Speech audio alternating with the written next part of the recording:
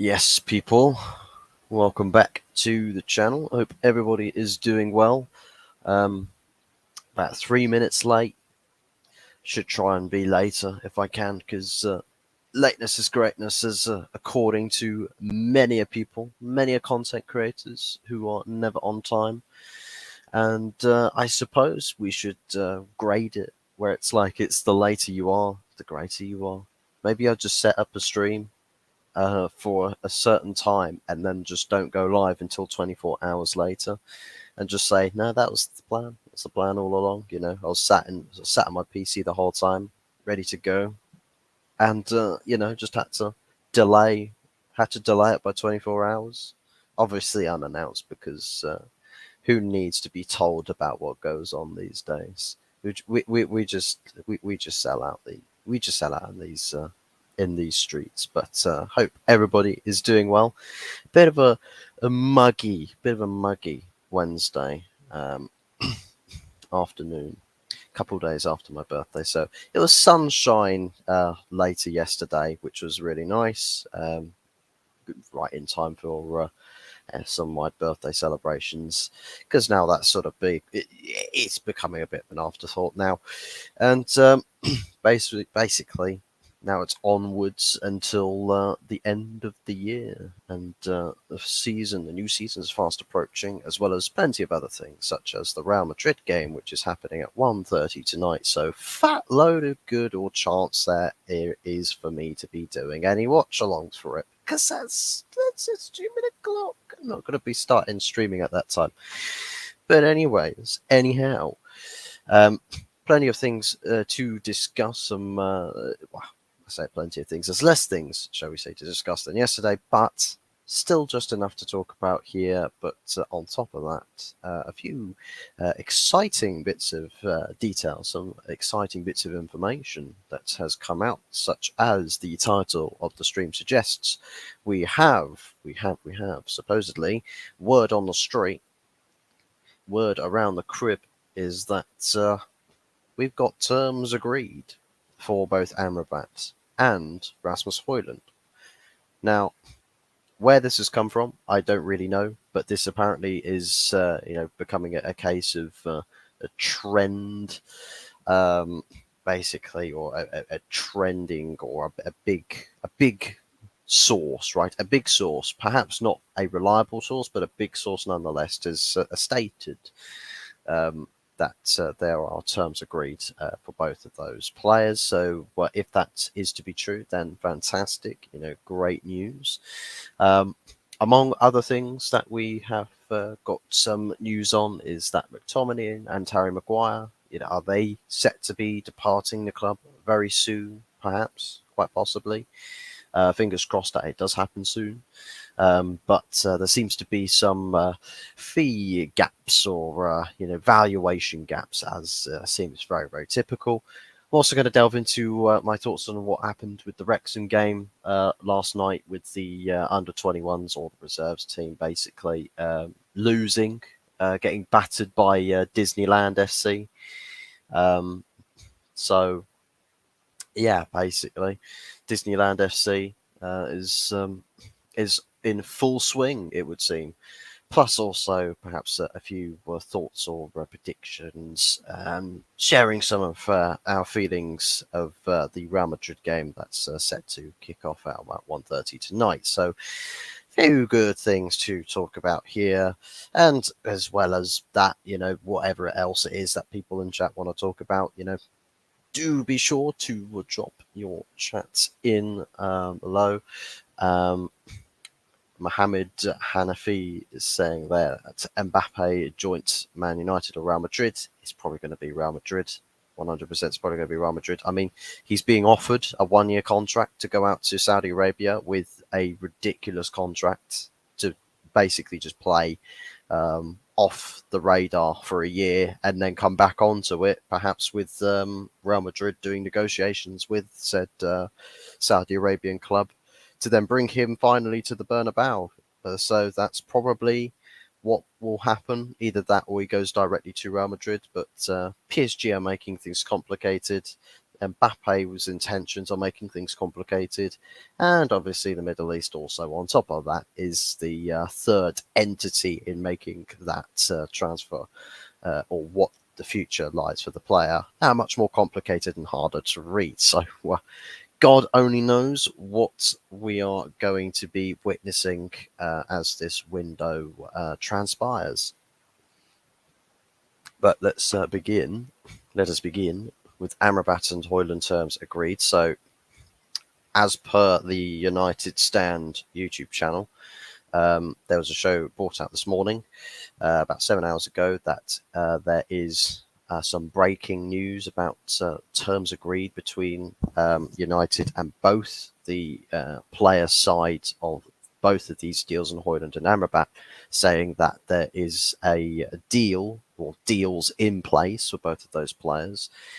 Apparently rumored to be in the region of about 75,000 a week, which is very good value on wages to pay players coming into the club, because perhaps it might be more heavily incentivized, maybe, but smaller fees, smaller wages would obviously be doing us quite a few big favors, but also lessens a bit of the blow on the package deal when it comes to actually doing bid submissions for the players themselves.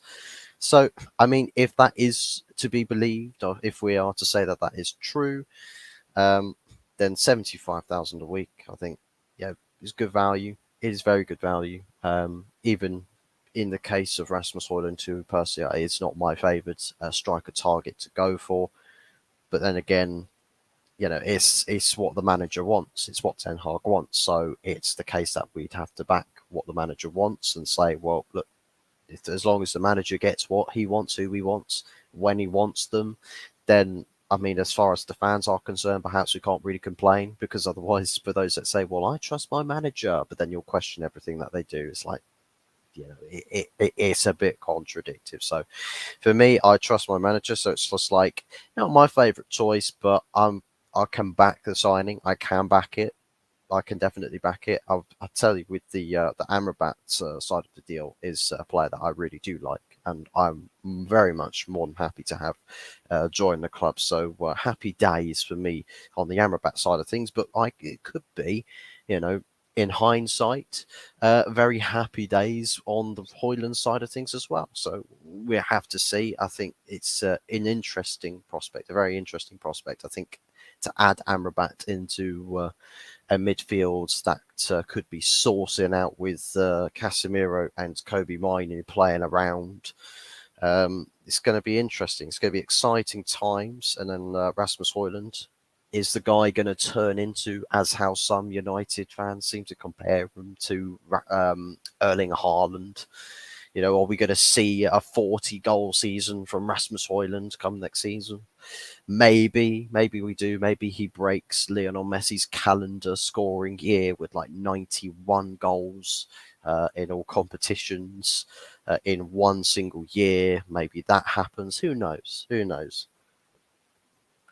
If you go by history, you very clearly see that that's not going to be the case, but you never know. Perhaps if the player steps up a level, he finds another level to his game. So, it's all possible.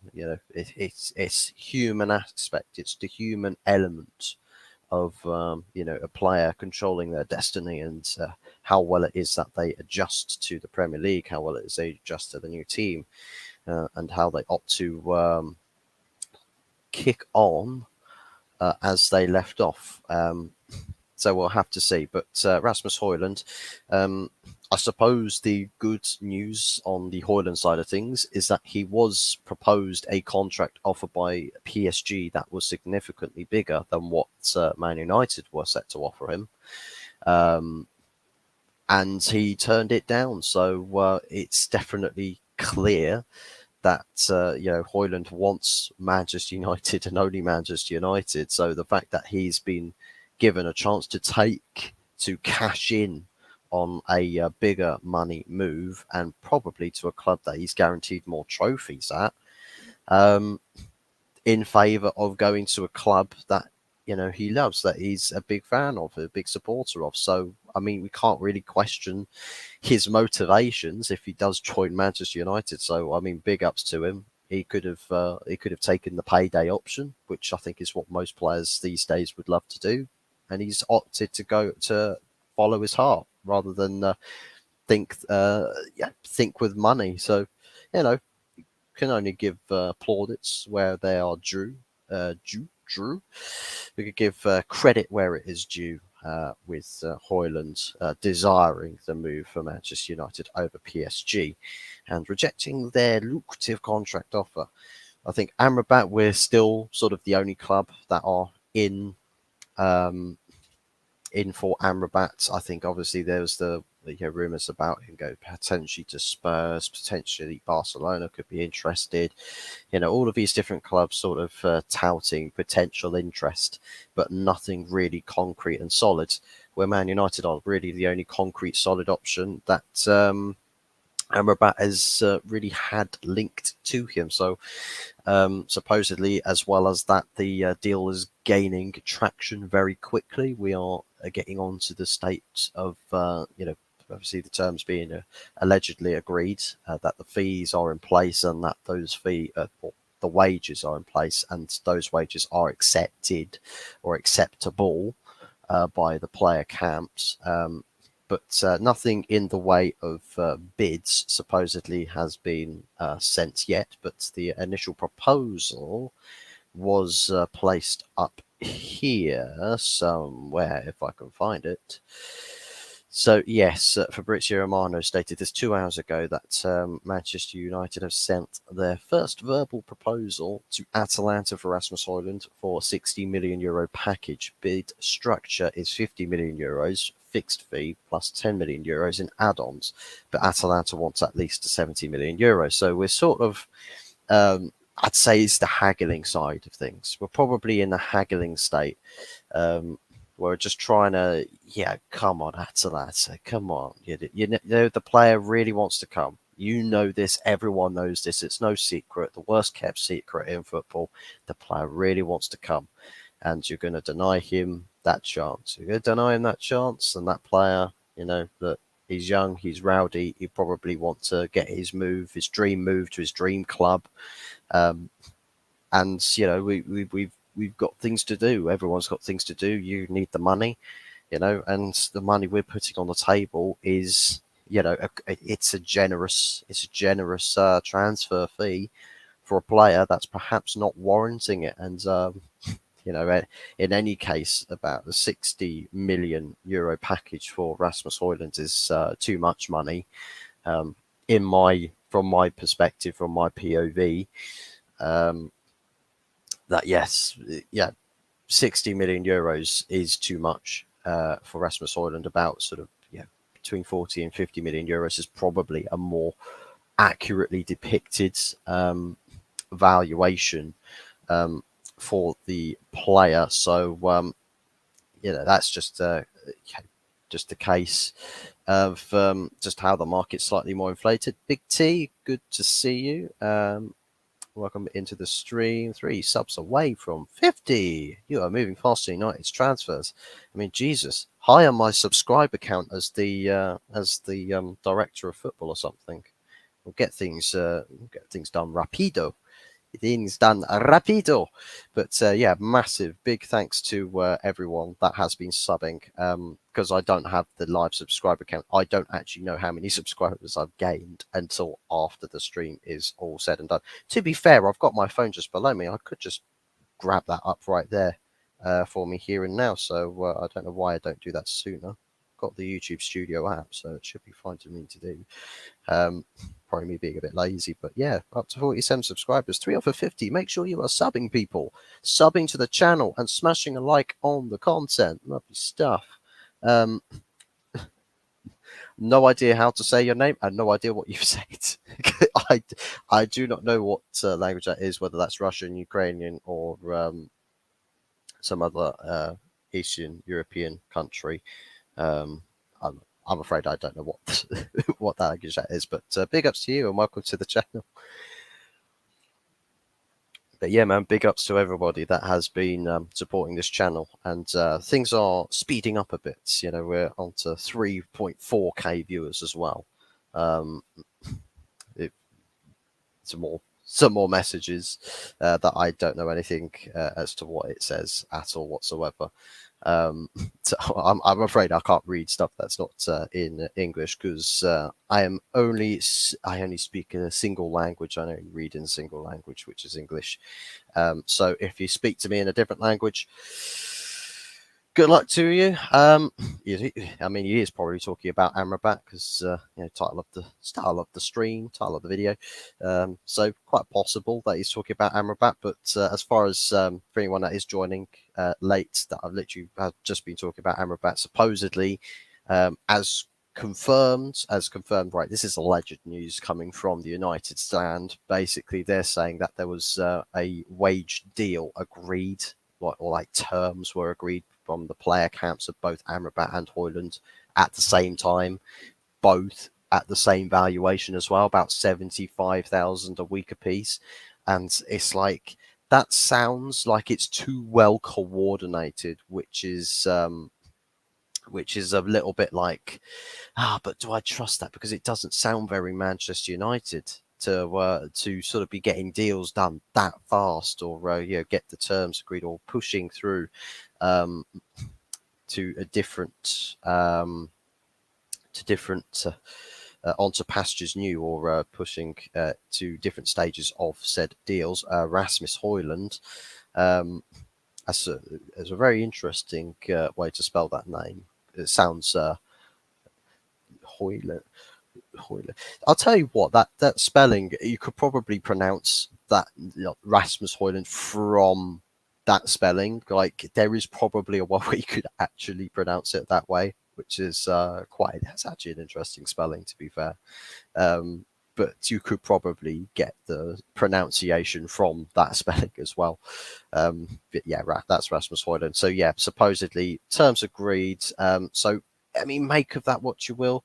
Am I believing that? I mean, it's believable from the Rasmus HOJLAND side, because I think on his case, where I think he's currently earning about 12 to 13K a week at Atalanta, and any pay increase to any capacity on HOJLAND's side of things, I think is going to be accepted in a heartbeat. So for me, I think obviously with the 75K a week sounds realistic on the HOJLAND side of things, but AMRABAT, I suppose you could argue, is probably true as well, just on the simple premise that Serie A players get paid peanuts compared to Premier League wages. Seriously, you would give Rasmus HOJLAND a 75K a week wage at Manchester United. He's already earning like more than 95% of all the players in Serie A. So it's probably believable that 75K a week is enough for both of those players to accept. I think it's just more the case that because both of those players perhaps really want to join United, they just say, well, look, whatever deals they give us, as long as they're respectable with these wages, we'll accept them regardless. We'll accept them regardless. Transfer AMRABAT. So yeah, by the looks of it, HOJLAND and AMRABAT deals are speeding up. So by the looks of it, if wages or terms are agreed, perhaps when people say that the HOJLAND deal should be done this week, they also mean AMRABAT as well, and we might actually get both of those deals done this week. So perhaps we are going to get some big positives in breaking news this week. And Big T is now supporting Al Hilal. He's repping the Middle Eastern language. I don't even know if that's Saudi Arabian. So if I've offended Saudi Arabia, then I'm sorry, but I don't speak any other language. I don't read any other language, and with words that take different shapes that are not, you know, English language, I have no clue. I'm finished in that department. But anyways, let's move on to McTominay and Maguire. So, David Moyes wants his big Scotty. He wants his big Scotty and his big Englishman. They're being it's a strange thing. It's a very strange thing. I think West Ham wanted who was it? So it's not Palhinha, was it? Was it Palhinha? It wasn't Palhinha. It was someone else. But it's no rumor anymore. It's no real secret that they do want McTominay, and I think they also want Maguire. They want to get both of those players in. David Moyes wants both of those players. 40 million is what the market valuation from United's perspective for it was Arabic that I can. That's all I can tell you. So he's probably said something. Maybe you've said something ridiculously offensive, and I just don't know it. Maybe you've insulted me in the worst way possible, and I just will never know. I will never know about it. So if that's what you've done, then fair plays to you. Because I know that. I mean, it's happened to me before where people, decide not on stream, but in other platforms of conversation. But fair plays to you playing 4D chess with me if you are speaking to me in tongue twisting language. But whatever it is you said, then well, oh well, we move out in these streets. But yes. David Moyes wants McTominay and Maguire. The most notable is Scott McTominay. That's the £40 million asking price from United's perspective. I don't really know why they think that they're going to sell Scott McTominay for £40 million. They probably would be lucky in getting 30 million if they just said, well, look, we'll sell him for 30 million. Probably be lucky to get someone to actually bid that. I mean, it's West Ham you're dealing with, so they probably would. In all fairness, they're probably the only smaller Premier League club that would pay the stupid money for a player that, to be quite frankly honest, is not really worth it. So, I mean, make of that what you will. But yeah, Scott McTominay to West Ham for about 40 million. But there is evidently a gap in valuation. So West Ham don't value Scott McTominay at £40 million. Man United, whether they're going to be really stubborn with this, I know that they've. I think as far as I think with United on the selling side of things, they look like with the initial market valuation that some of these players they'll be really stubborn with selling.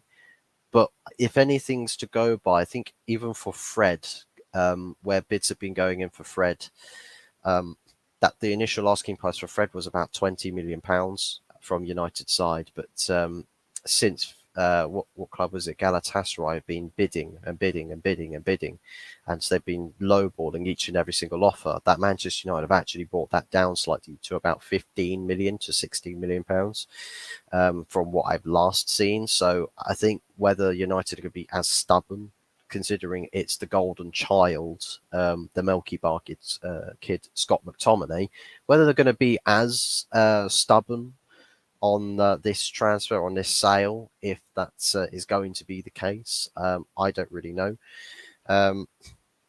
Maybe they do choose to be a little bit more harsher on the said bidders. Maybe. I mean, that's probably why they set the initial asking price so high, is because they know they're not going to sell it for 40 million. But they want to try and get people sort of as close to lowballing that offer to the asking price, what the real price is actually acceptable at least. They're probably trying to get that money as close to what the realistic pricing is as much as possible by overpricing the player verbally, which I think is quite common. It's a little bit similar to the Glazers with their 6 billion valuation coming out after perhaps they got told by what was it, Forbes or some other actual asset valuations telling them, oh no, the club's not worth 6 billion. No way. It's probably worth about 4 billion, 4.5 billion thereabouts, and they're going to go 6 billion. And now they're potentially going to want to go and try and push up to 7 billion, or try and say something stupid and bullshit by saying, oh well, no one was taking our 6 billion bid seriously, so now we want 7 billion. I mean, they're never going to sell the club if they keep doing that. Basically, they'll never, ever sell the club if they keep trying to run away from the bid valuations being submitted. But that's just Glazeronomics. That's just how they do things. Some people, and this is the thing, a big misconception is that a lot of people say, well, anybody that's a billionaire it's got to be smart. They've got to be very, very intelligent people. They have to be very, very, very intelligent people, because you can't have billions. You can't have billions if you're a dumbass. The problem is, the big, big, big problem is that most of the Glazers' money that they came in with, it came into Manchester United with, came from Malcolm Glazer. So most of what the siblings have has basically stemmed from Malcolm. Most of it. I mean, they're filthy rich, and once you're filthy rich, do the basics in business, and you can't go wrong, because you're playing in that ballpark where everything's like peanut size to you. So something where if I get involved with something with like £1,000, if £1,000 all I have, if I go and do something and play around with £1,000 and I lose that, I could lose that all in one big swoop, and I'm screwed. I'm absolutely screwed. I'm broke. With a Glazer's case, they do something that could swipe £1,000. Yeah, did you notice that £1,000 go missing? Oh, no, neither did I. So they've got dumbass amount of money. Glazer tax. Yeah, it just is what it is. Is what it is. I mean, Glazers don't really understand football. Don't understand football business. The only thing they know is how to basically backstab and mislead and misinterpret everything. Henceforth, like they push out the amount of PR that they do. Literally, they literally intoxicate all publications and all forms of media. Henceforth, what was it? Was it Samuel Luckhurst that they hired to be their chief writer or something? Or they basically a publicator or publication. They got the chief writer and hired him to do the club propaganda. I mean, it's so typical. Like, they know how to poison the minds of fans, left, right, and centre, and most of the clubs have caught on to that, so they're all doing the same thing as well. But that's just the sorry state of affairs from an owner's perspective in modern day football. That's just how it is. So yes, McTominay and Maguire supposedly, fingers crossed that they will be sold soon, as there's constantly regurgitated information, and basically there's people just constantly saying, well, look, I think Manchester United are ready to sell both Scott McTominay and Harry Maguire if the bids come in are respectable enough in retrospect to what the asking prices are. So where perhaps Scott McTominay's on the market for £40 million, if someone sticks a 32.5 to a £35 million bid, United, I think, would accept that. I think they would. I think with the Maguire situation, they said, £50 million. Everyone was on to that and said that's a complete and utter disgrace. I said that it was a complete and utter disgrace. Like, why would you ever stick £50 million on Harry Maguire? But then there was also the talks that, well, actually, we say that, but there's quite a realistic possibility that we'll accept a bid as low as 35 million. So, I mean, it's probably all just the tactical side of things here.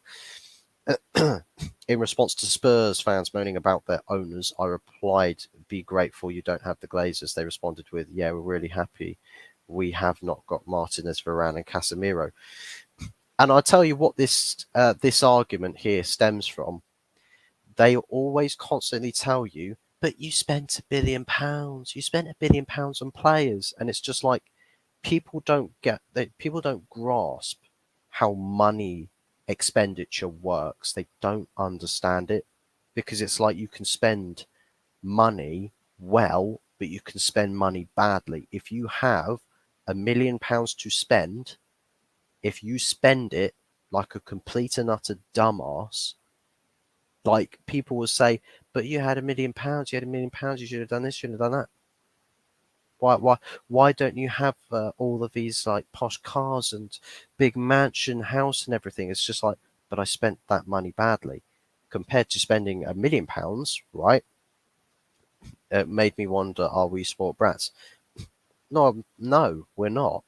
We are absolutely not. We had, and this is the thing, at the time where we had stupid money to spend, their ownership was telling them, oh no, we can't spend any money because we're paying off the stadium. They're paying off the stadium.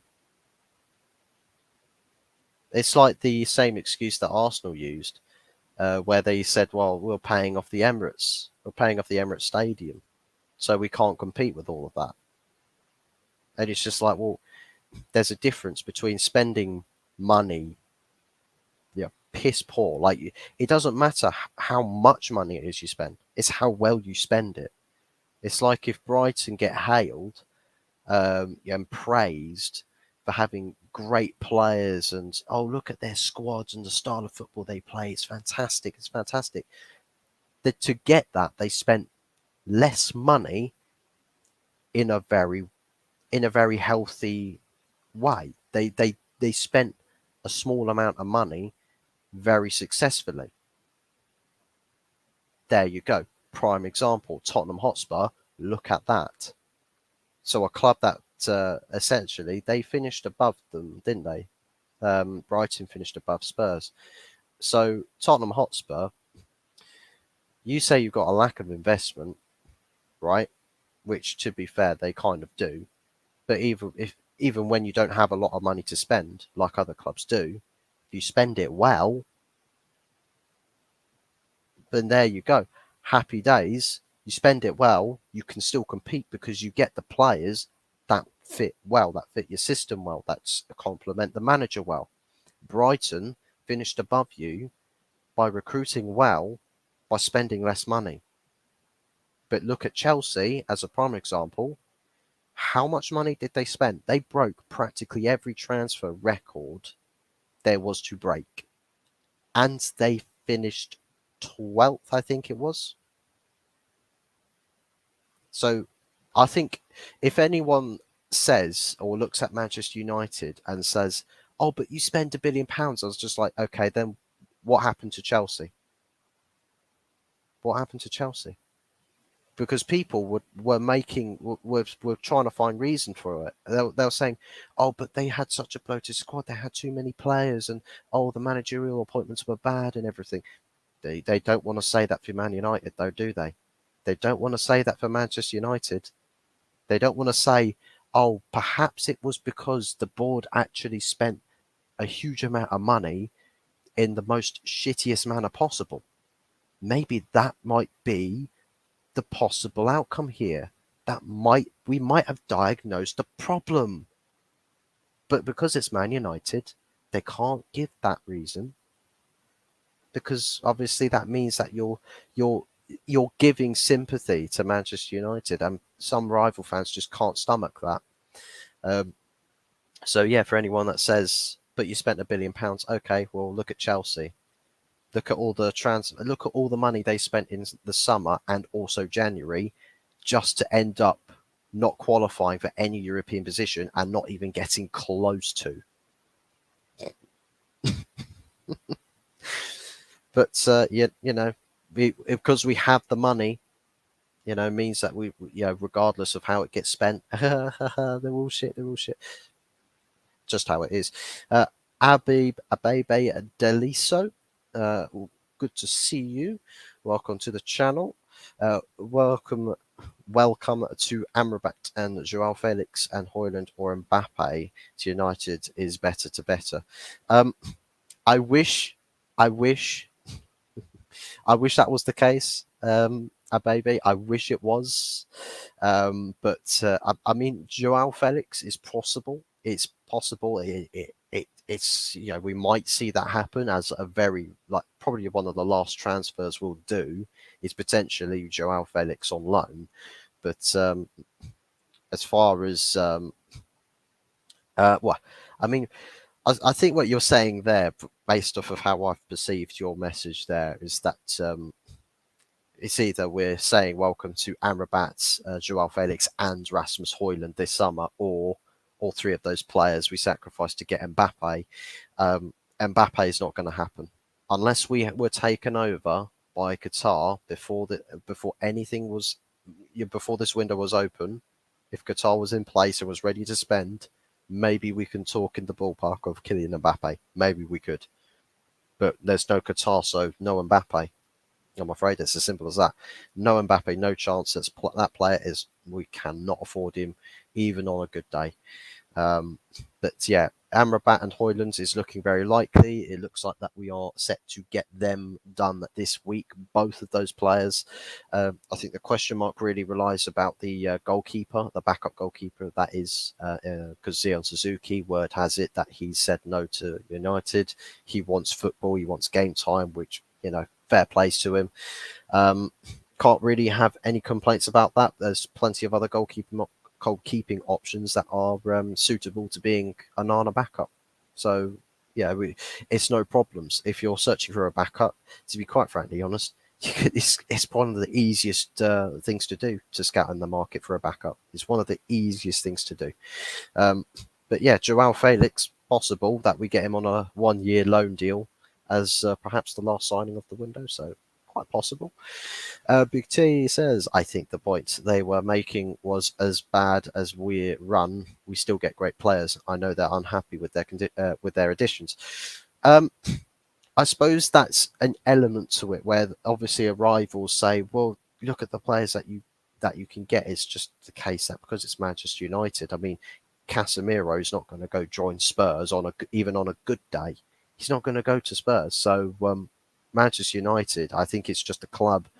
The stature of the club, the lure that it has, is probably one of the big parts as to why clubs or why players like a Casemiro or a Varane or a Martinez prefers going to Manchester United over other clubs. Yeah, that's just how it is. I mean, Eric Ten Hag, for how he likes to perhaps, or how he explains what his system is, what his plan, what his project is to a player when they're doing the term side of things. If you've got someone who's got a plan in place, an idea, a concept that is really lucrative to all of the players, and the players love the sound of it, it's like the personal terms of the side of transfers are going to be the easiest thing in the world. So easy. I mean, the wages never seem to be a problem with Manchester United, and now by the looks of it, in various cases, that we are trying to recruit in offering as little wages as we can possibly do, or just offering acceptable wages for players that over time we can build up their contracts if they deserve it, and leaving it solely down to the merit of how they perform in a Manchester United shirt. So, fingers crossed in terms of Manchester United that the board is trying to do the basically. I guess you can say the foundations have been laid out by other clubs and how they operate and how they work, and perhaps Murto Madness is looking at what other clubs are doing and thinking, perhaps I can try and do what they do, and perhaps he's found certain elements in negotiating where he's able to get smaller wages, or he can sound more convincing in the negotiation rooms. Perhaps maybe that's the case. I'm not really too sure, but as far as Spurs are concerned, their big problems lies in getting two centre backs in, because one centre back is not enough. And for anyone that says that Christian Romero, and some people really rate Romero, the guy is literally the Argentinian Eric Bailly. Seriously, he is the Argentinian Eric Bailly. The guy's a walking red card. He does not like to defend on his feet. If he can slide in and kill a player, he would love to do that. There is no in between. There is no slow defending. If you have the ball, prepare to die, because Christian Romero wants your head. It's as simple as that. It's not like Martinez where it's calculated. At least Martinez is calculated. He knows what he's doing, and he actually makes defending look quite simple. But Christian Romero needs to have someone that, if he does decide that he fancies, getting away or taking account of first-degree murder on a football pitch, then you want to have suitable backup that isn't Eric Dyer and Ben Davis or Sanchez. And I can completely understand that. I mean, they conceded a goal. I know the score was 5-1, but they conceded a goal to a Singaporean team. A Singaporean team. Lion City. Lion City. But yeah, there you go. But that's just Spurs, isn't it? Spurs, I mean, toxic positivity in Spurs fan base is just really weird. It's really, really weird. And the best place to see some of the absolute idiocy or idiocracy is when you watch, some of the Tottenham Hotspur fan shows, such as Football Heritage TV and also Henry Wright. I think those two most notably because there's a lot of weird people in those chats. Seriously, it's like Henry Wright has got an absolute obsession, or his chat have an absolute obsession with making up fake usernames for Henry Wright, like Henry Thong TV, um, as just an example. And people are just adamant that Henry Wright has got an OnlyFans and think, what the fuck? Why? Why are you persisting with OnlyFans? But anyhow, Adam Taylor, good to see you. Speaking of clubs doing business, Villa's doing some shrewd deals this window. What's fair value for McSauce? 20 million. I'd say, yeah, probably. If I were to put him on the market and value him, probably I'd be pushed. I would think that 20 million pounds is actually a bit more audacious, because me, who honestly is probably one of McTominay's biggest haters and Maguire's biggest haters, I would be more than content to getting rid of them for absolutely nothing, right? It's like in the same category as the fans that say that I will pay for tickets for these people to fly out of here. I'm sort of in that camp, right? So realistically, a level-headed me says that about 20 million is probably thereabouts a fair price. So yeah, I think I'd say that's it's an optimistic but probably a fair price for McTominay. And Maguire, to be honest, I'd stick him about the same. I really would. I'd stick him about the same at 20 million. But maybe we could get a 35 million pound bid in that sort of ballpark from for Harry Maguire. So fingers crossed that happens. But yeah, Aston Villa, maybe they're a dark horse this season. Maybe they are. I'm not too sure on exactly how they'll do. They've got some experience in the managerial department in Unai Emery. I think what he's done with limited budgets at places like Villarreal and Sevilla has been nothing short of fantastic. It really, really has.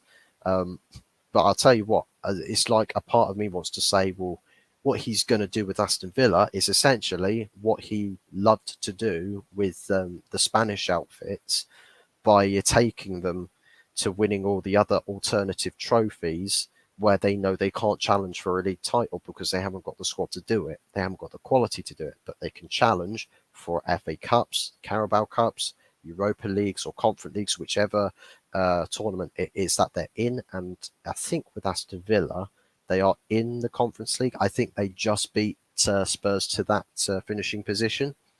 So if they're in the Conference League, I'll tell you what, I'd stick money on Aston Villa being the favourites to win that competition, because it's a knockout tournament. And Unai Emery, it sort of complements him, doesn't it? It absolutely complements him. And if Villa are signing the players that they're signing, I don't see any other reason as to why they shouldn't be able to go deep in those competitions and go on to win them. So that's probably, that's probably what will happen. And big ups to Unai Emery. Good evening, good evening, good evening. If he ends up having a very, very, very good evening at the end of next season when he's potentially lifting a trophy, perhaps that's going to be the case. Big T, Villa will finish top four, I think. Oof, oof, oof. I'll tell you what, there's going to be a lot of competition for the top four positions this season. There are a lot of competition. I think Liverpool, I don't know how well Liverpool are going to do, because I think they're a little bit there's a little bit of uncertainty, because I know they're selling a lot of players, but there's not a huge amount in the way of actually going to signing more players than what they've already done, especially in their midfield, because I know they've got Alexis McAllister and Dominic Szoboszlai. With those two, I think great additions, very good additions. But what else are you getting? like that's the question really from a Liverpool standpoint. So Liverpool, I reckon, I said that Liverpool, if they were going to sign another 2-3 players, I would stick them in the conversations for being one of the top 4 favourites. I think it was Big Steve, the Manchester City fan, who said, "Clip this: Arsenal will not finish higher than Liverpool next season," and he said, "Clip it." I mean, well, it's a very big call to make. I'll give him that. There's some big balls on that call, 100%. But maybe that is the one prediction that gets massively overlooked, because I know a lot of Arsenal fans are perhaps feeling a confident aspect about their pending season, that they'll go far, that they'll finish high up the table, or will push Man City for a title again. Personally, if anything's to go by, is the signings that they've made. Perhaps it's what they had last season was overachievement from a lot of the players, right? And some people would have called it overachievements, and some people will also say, but it's just we've not given this team enough credit. They're fantastic players. It's a world-class team and all of that. I'm like, but to me, Arsenal don't actually have any world-class players, and some might say that's a very controversial thing to say. What about Bukayo Saka? What about Thomas Partey? What about this player? What about that player? And I'll say they're not world-class. If Bukayo Saka was genuinely world-class, Arsenal would be champions. There would literally be no Bukayo Saka drop-off, and 5 out of 10, 4 out of 10 performances at the tail end of last season. If Thomas Partey is world-class, I think a lot of rival fans that are not Arsenal fans would have said, well, actually, Thomas Partey is kind of better than Casemiro and Rodri. But it was only Arsenal fans that would give you that argument. So Thomas Partey's not world-class. I mean, people want to say, well, Declan Rice is just saying he's world-class. No, he wasn't. He had a solid defensive midfield partnership with Thomas Soucek. Aside from that, he's got no specialty. He's a very even Stevens player. That's he's very good quality in the locker. He's got very good quality, and that's it. Not world class, but very good. And that's probably the ideology of the Arsenal team right the way throughout, is that everyone's got good quality and great quality, but no one's quite in the world class bracket. And that's the thing. People very, very, very quick to assume a player as or assert a player has world class status without them actually being in, or physically proving to being in that bracket. Agree with your Arsenal sentiment. I think Ødegaard carried them last year, and in various aspects, I would say that that he did. In various aspects, I thought Martin Ødegaard had some good moments last season, 100%, like without a doubt, without a shadow of a doubt. Probably his best. Well, I say probably it was his best season. I think for pretty much every Arsenal player in that team, that was their best season at Arsenal Football Club. But because everyone has essentially put everything into last season, I mean, Gabriel Jesus, as an example, Gabriel Jesus came out and said, "Oh, but one of the reasons why we fell off was that we felt nervous." Why were you feeling nervous? I mean, my guy, you came from Manchester City, the team that overtook you and had a 15-point swing. You came from that team. You know what it takes to win. You've got a teammate from City in Alexander Zinchenko, and you still gave up a 15-point swing. And you put it down to not having the mentality. Where was your mentality then? You started the season with the audacious comment that people laughed at you, saying, this team could go on and win the Premier League. And you said that people laughed at you. But then you believed it as you played on throughout the season. So why did you stop believing? You had multiple times an 8-point gap. You went into the game at Anfield 8 points clear. You went into the game at Anfield 8 points clear.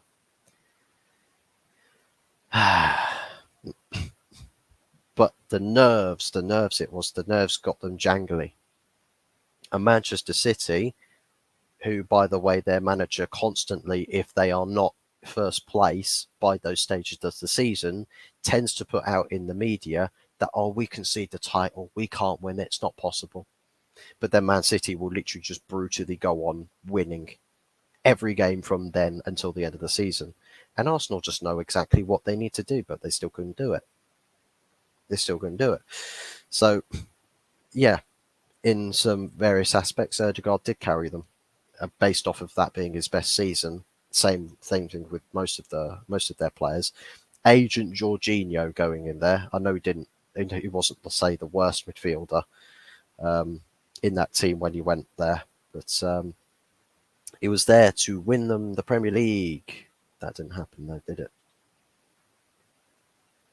But anyhow, let's move on to Wrexham. I'll probably tie Wrexham and Real Madrid into this. I know Wrexham last night.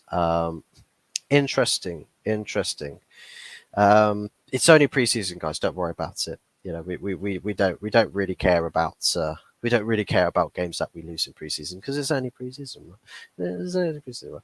But I mean, as much as we can say, right? It's just the under-21s. As much as we can say that, put it this way, we looked like this team, right? This team that played against Wrexham had played 45 minutes in 2 games before this against Leeds United and Lyon.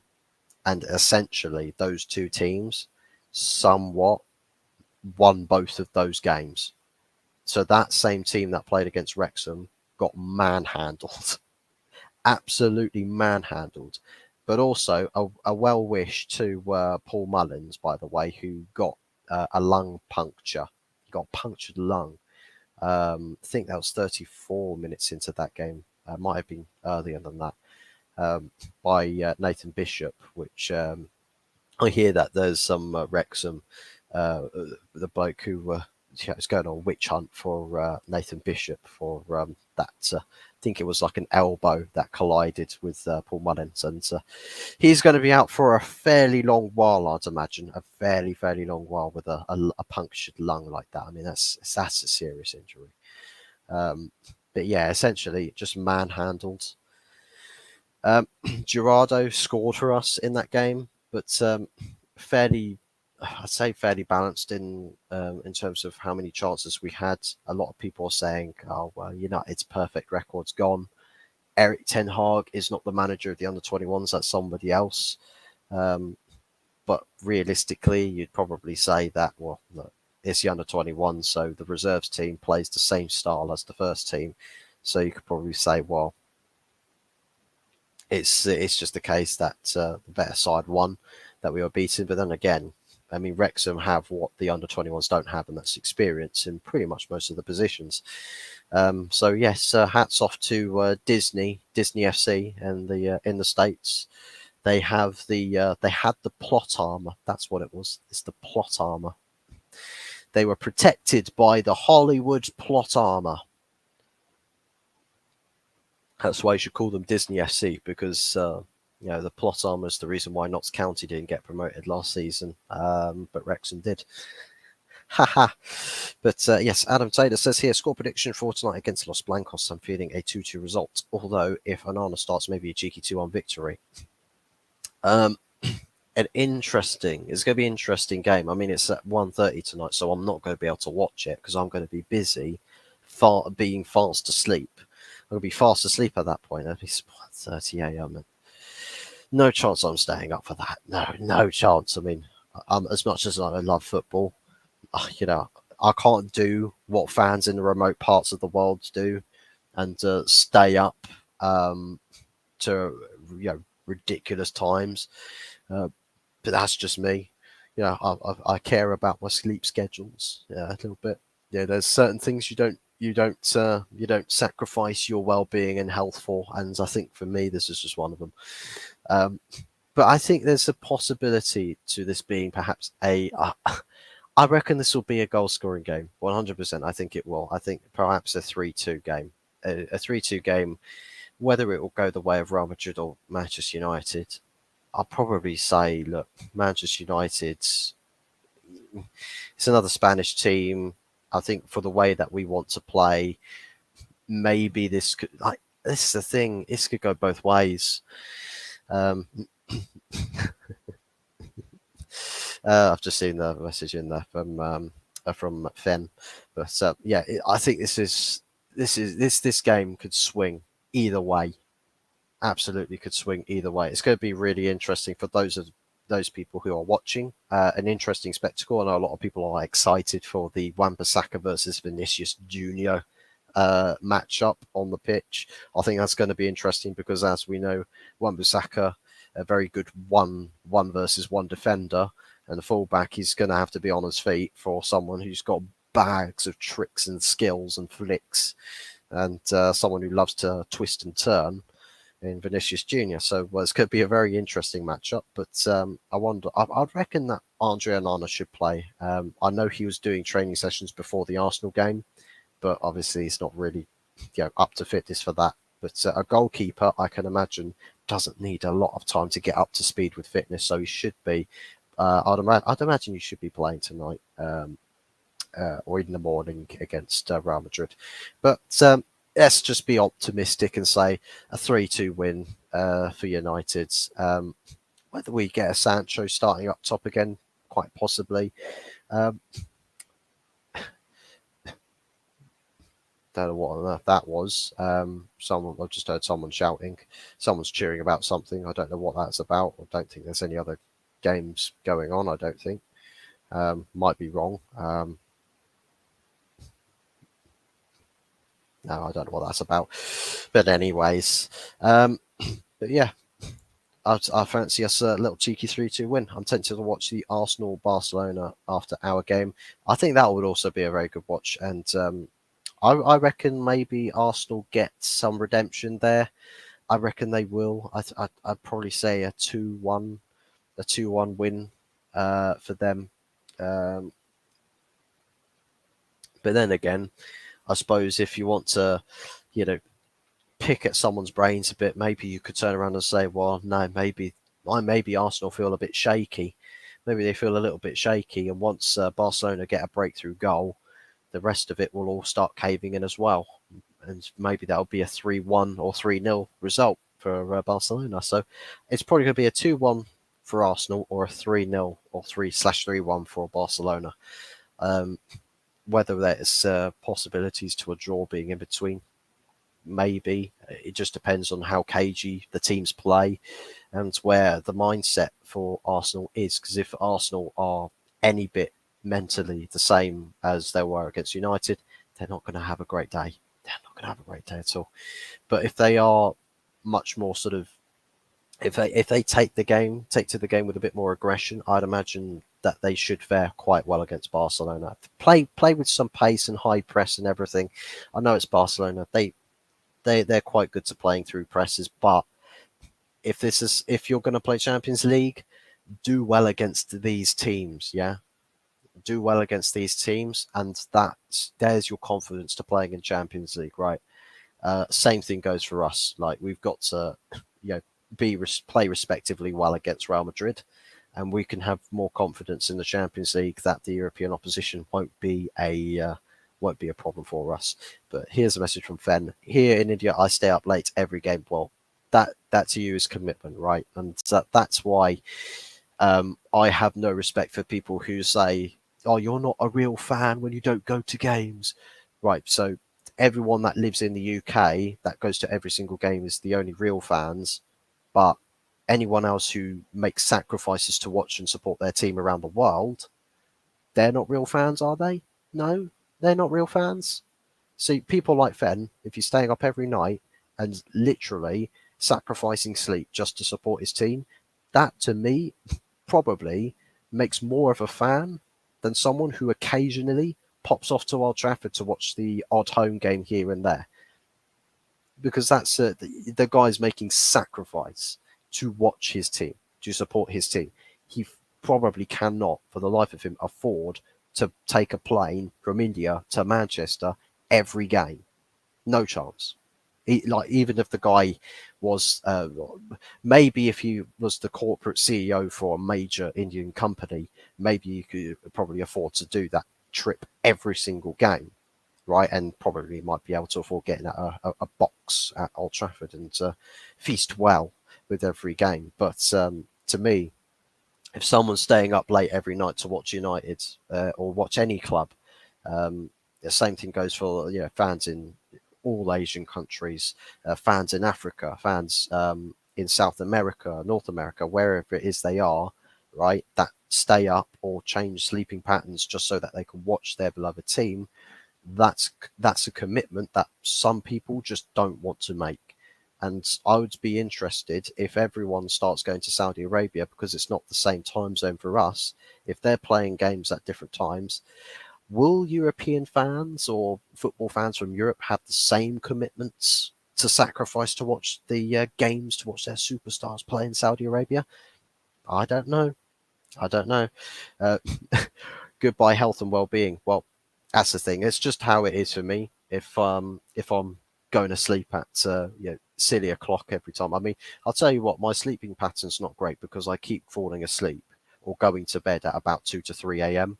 And that's been quite a common pattern that's been going on in my life for the past several weeks. So I need to sort that out so I can get up earlier, because me waking up at 10/11 every morning is not great. Not great. I should be doing better than that.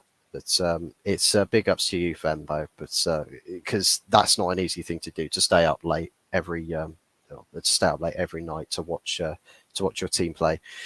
Big T, the club would go out of business if they only had fans in Manchester. Precisely. I'll tell you what, it's a bit like the same thing with Sir Jim Ratcliffe's plotted bid to buy Manchester United, where he's going to put the Manchester back into Manchester United. What's that mean? What does that mean? Does he mean he's going to shrink the fan base? Is that what that is? He's going to put the Manchester back to Manchester United. Let's kill off the global fan base and make it more Mancunian based. Imagine if that's what he actually means. Prime Brexit ownership. I mean, Jesus Christ. His ownership of Nice is the equivalent of Brexit in this country. He's quite literally, because he's managed to fail that club so badly. I mean, I can't imagine any club under the ownership of Sir Jim Ratcliffe moving forwards now, because that guy's seriously buried so many clubs. It's actually unbelievable. Every game, nope, no chance. You got that right. Once in a while, me and the guys do get together and watch the boys play.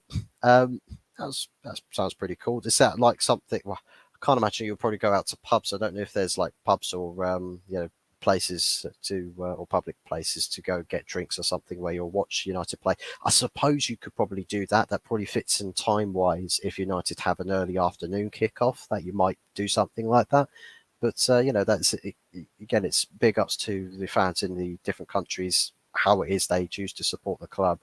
The fact of the matter is that they make a lot of sacrifices just to watch their teams play, to watch their clubs play, and that's something that, to be quite frankly honest, for football clubs, that's a priceless asset. That is absolutely a priceless asset, and the sooner that clubs start really putting a lot of value in that element, then the better. So, yeah, big ups to you, Fran. Good to see that you are finding many ways to enjoy supporting your club, which is always commendable from a fellow fan's perspective. So big ups to you.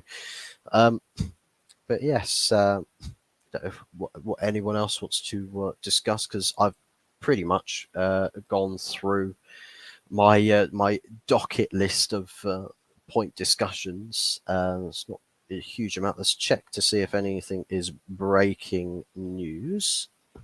Rasmus Højlund is trending again, so maybe something's breaking there. That's the midfielder I was looking for. Conor Gallagher, that West Ham are trying to get. Imagine that midfield, right? Thomas Soucek, Conor Gallagher, and Scott McTominay. Imagine that as a West Ham midfield three. Some people say it's the worst midfield, but I'll tell you what, it's not actually a horrible, horrible midfield because Thomas Soucek at least is fairly decent. Conor Gallagher is somewhat decent in certain elements when he goes forward, when he plays in a more attacking role. Plus, it's not at Chelsea and he's not in a completely dysfunctional team. So he might come pretty good if he's playing for West Ham. Scott McTominay, that I think is the biggest question mark. Sport clubs here and there or at one of our places. Early games only, and that's rare. I know. I'll tell you one thing that really, really annoys me are the 3 o'clock kickoffs because in this country, the 3 o'clock in this country is a football blackout hour. So literally any teams that play at 3 o'clock is just like no TV companies in this country show those games. Like it's absolutely mental, and they charge so much money for these sports channels as well. So it's like you pay so much money just to watch your team play, and you can't watch half of your games if your kickoff sits in the 3 o'clock hour, in the 3 o'clock blackout period. It's absolutely ridiculous. But I think the Friday nights and the Monday night kickoffs as well are probably quite a massive hindrance to quite a lot of fans. But then again, I suppose if you're like far eastern Asia, you probably might be able to get up slightly earlier in the morning. So just start your day slightly earlier. You'll probably be able to get some glimpses of the games. But quite possible. But that's the thing. I don't really know as far as time zones are. As far as time zones go, Gonzaga, Yiga, good to see you. Welcome to the channel. I want to know on Mason Greenwood is still Man U player. He is still currently contracted to Manchester United. The plotted plan with Mason Greenwood is that he's going to basically get back into the swing of first team football by essentially going on loan to another club. We had stories, I think last week or week before that, where Atalanta and Juventus were two interested clubs in signing Mason Greenwood on a loan deal. And basically the way that I think about Mason Greenwood is that for me, the guy has got to go. Like I don't see a world in which or I don't like a world in which Mason Greenwood basically starts playing first team football again for Manchester United, as though nothing's ever happened, and basically just the mood around the club. If the club decides, yeah, Mason Greenwood's going to come and play for Manchester United again, I think there's so many people at that club that are just going to be like, not the most happiest with that. I think it's probably because of how public everything was when all the accusations started on Mason Greenwood, but how public all the evidence pieces that were used as part of the investigation were, that I think a lot of people have seriously gone off of Mason Greenwood. But some people might feel differently about that. But as of right now, he's still contracted to Manchester United. He's not on tour with the squad at all. He's literally just training privately in like a separate fitness team or something at the moment. Shazam, good to see you again. That would be the most physical midfield in the EPL, and probably one of the tallest as well, I'd imagine. I mean, Soucek and Scott McTominay, they are pretty tall. They are pretty tall. I think Conor Gallagher is not. I think Conor Gallagher is about 6 foot, isn't he? Might be slightly shorter, but about 6 foot, I think he is. Big T, I seen a question on Twitter. Should streamers and content creators stop talking about Manchester United until the Glazers are gone? It is said that you promote the club talking about it. You promote interaction talking about it. But I think one of the things you could I think it's an interesting thing. It's an interesting point of discussion about what content creators or streamers can do as far as basically trying to be sort of anti-Glazer material or anti-Glazer propaganda is concerned. Because I know sometimes you'll see with like the Football Terrace as an example, Terry Flewers on there says, well, Twitter hashtags and protests don't really culminate in impacting Glazer or influencing Glazer decisions.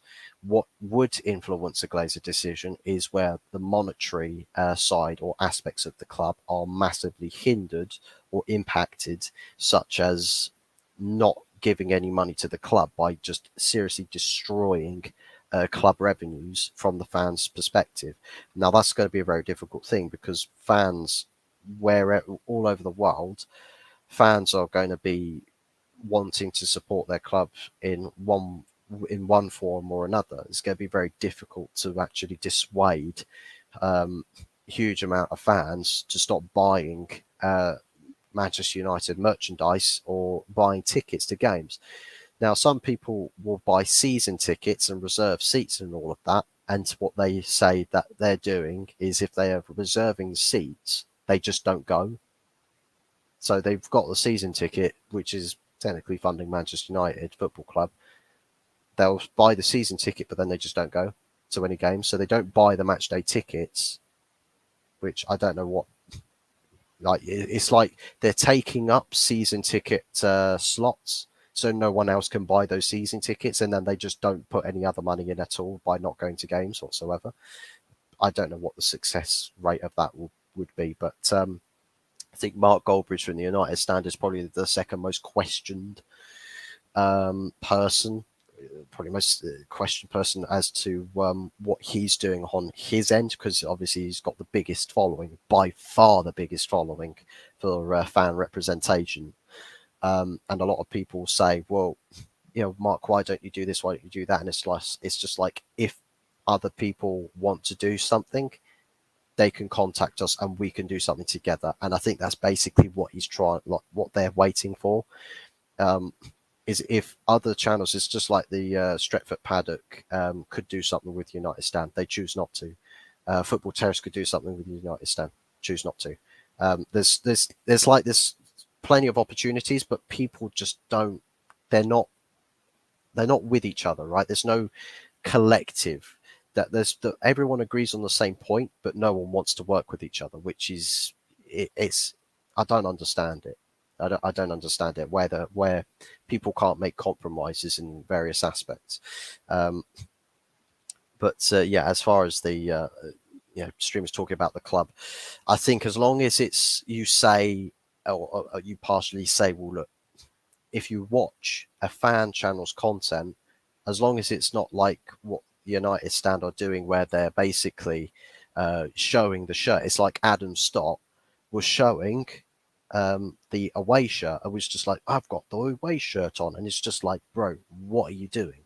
Like, if you're going to be anti-Glazer, do not show yourself buying shirts. Don't show yourself buying shirts and putting money into the club. It's as simple as that. Don't show yourself doing it. Right? Because then you say, well, look, everyone, this is the shirt. Come get it yourselves. You're promoting that message. So, yeah, it's entirely up to them, the ones that actually have the huge amounts of influence and all that. But yeah, again, it's up to them. But Fen says, no way, I had no idea that happening for the early games. That's insane. It's slightly annoying to watch, though, with the harsh lights on half the pitch, but you win some, you lose some. There is one. I think there's various streaming or TV networks that you can use as alternatives to British media or foreign medias. Where I think it's like Bing Sport is a prime example, or DAZN, because I know DAZN catches a lot of football games. There's some games that just you cannot get televised for the life of you. Bing Sport, for some reason, even with the most impossibly televised games, for some reason they can still get a game shown on their streaming service, and their annual subscription fees are so much cheaper compared to BT Sport, Sky Sports, even Amazon Prime, to seeing the extra games and like the European competitions and whatnot.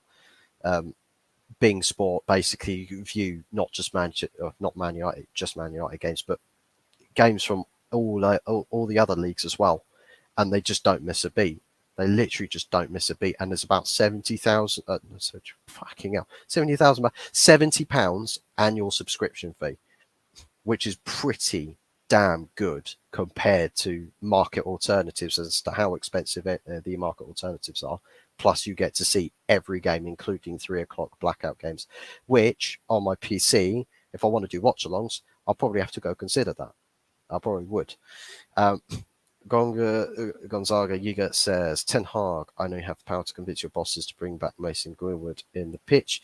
I think that's what it is, probably an element of what he wants to do, but he knows he can't do it just off from the off, right? He probably wants to say, well, look, Mason Greenwood, if you want to get back into this first team, like, you're not breaking through this team. You're going to have to go do it somewhere else. And then if you do really well in these other clubs, then we'll talk here. That's probably what the motivation for Mason Greenwood is going to be regarding Mason Greenwood. So I think it depends really where he's going to go with that. And it depends if he gets a loan move to one of these other clubs. It just depends on how well he does. So we'll have to see. Then I'm divided on Greenwood. Personally, I think people deserve a second chance. Also, selling off a player with so much potential to rival clubs seems wasteful. He's definitely a hot potato. Yeah, I mean, from the from a value side of things, just solely talking on football, is definitely a hot prospect. I think it's just people from a moral standpoint. There's for a lot of people who say, well, look, I know what Mason Greenwood did. I don't want that person at my club. But then again, you look at everything else that Mason Greenwood and his same partner that he allegedly abused. They're still, they're just carrying on as if nothing's happened. Like, I mean, Mason Greenwood's a dad now. He's a dad. I don't know if his child has arrived yet. Can't remember if I've seen that. But yeah, he's going to be a dad, and it's just like, well, obviously they've seemingly gone past it. Now you make of what it is you want to make of that situation, and how you feel about things on the personal side or the moral side of Mason Greenwood. But if you talk just from a footballing perspective, Mason Greenwood has got buckets of talent and potential, and various clubs. Various clubs, they'll definitely take that chance. As far as morals go, obviously, clubs across Europe care very little about morals compared to clubs in England or basically Western medias. They care much less about morals. So obviously, Mason Greenwood is going to be a very favourable asset to entertain at their club. So I think a loan deal is probably going to be the most likely option. As for Greenwood deserving a second chance, I know the case then got dropped. It wasn't solved as innocent or guilty. It was just dropped. So there's potential that Greenwood still is actually guilty of charges. There's also potential that he's innocent because the case did not get to a conclusion. It was dropped. There's still, people still have their minds made up in various different departments about this. So it's it really just depends on what each individual person feels about it, and it's just as simple as that, really. Big T says Adam from the United stand was wearing a new United shirt on camera, thanking Adidas and the club for gifting it to him. Is it okay he wore the shirt because he was gifted? I mean, as long as he says, I think it's I'll tell you what, it sort of stinks a little bit of an AFTV partnership style thing, where AFTV are savvy with the club. And I think if Manchester United Football Club are trying to sort of get savvy, nice and comfortable with the United stand, I'll tell you what, Glazer out or anti-Glazer movement and protesting is going to take a massive hit. It'll take a huge hit if the United stand have any potential to turning around and not being as Glazer out as they were before. Now, Mark Goldbridge, he does his own things. Obviously, he personally won't get invited onto doing anything because of just how he feels about things. But the United Stand YouTube channel itself does these, or gets into these, the interviews or inter-club press conferences, or they're on tours and interviewing players and all that, because they want to get the footage for the supporters, because they know that it brings in revenue, it generates clicks. And it's just that it's perhaps the business side of the United Stand selling a little bit of its soul to just be able to appease spectators. That's probably the probably first base on why the United Stand are doing what they do. Perhaps that's probably the case. But if, I know sometimes people get gifted shirts and they say, well, look, it was gifted to me, so, I can accept it because I've not put my money in. As long as it's the case that you clarify to say, well, I haven't put a penny into this club, they, out of generosity, gave it to me, I will say, well, thanks for your gift, but it's not going to change the way that I feel. Then you could publicly state that and say, well, I'm not going to be your best friend now and sing your praises. I'm not going to sing from the same hymn sheet as you, because just because you gave me a gift of a shirt, I'll wear it and I'll say, well, this kit's all right, so yeah, it's not too bad. It's not too bad. This was gifted to me, by the way. It was gifted. I didn't buy it. And if you still care about the Glazers getting out of this club, don't support the club by paying money or whatnot. I mean, it would probably be a bit disastrous saying that as well, because they'll probably get kicked out, knowing how United combat Glazer out protest movements and all of that. So yeah. Kate McCross, as he was advertising, it looks a little bit like an AFTV thing, where the club and United Stand have actually got a bit of its soul, its original stance and soul is being sold out a little bit. Fen, with the kind of fan base that United has, unless everyone decides collectively, tickets are always going to get sold. Everyone wants to watch the boys play, and that's the thing. People will always want to watch Manchester United play, and sometimes it's not just in terms of people that don't get many chances to see United. They'll spend a lot of money to fly from other countries, from different parts of the world, to watch United play in the flesh. And it is a surreal experience to do, to actually watch your team play live. It is a surreal experience. And that's the thing that you get with a massively global fan base, and one of probably the biggest, I think it's like the second or third biggest global fan base on the whole planet. You're always going to get someone that's going to buy the tickets if you don't buy the ticket yourself. I mean, what could end up happening is if you get something that happens like the Super League protests, where we got the biggest game, or the most anticipated game in English football, called off, where we stormed the pitch and said, look, we can't put the game ahead. We're going to have to play it a different day. I mean, obviously, there's risk that the league punish the club by saying, oh, well, we're going to deduct you points and all of that. But it's just like, at the same time, they're stopping the club from, actually doing things and, being run, because people constantly get the games cancelled. Like, they stop the club from doing what it needs to do. And it's just like, it sends a very, very loud message when a game gets cancelled. Now, some people agree with that, some people don't. For me, it's just like, well, look, anything that gets the Glazers to turn on their TV and see, oh shit, this is getting a bit out of control now. Anything that panics a Glazer it gets a thumbs up from me. Anything to panic a Glazer, that's all I care about. Yes, the child is here.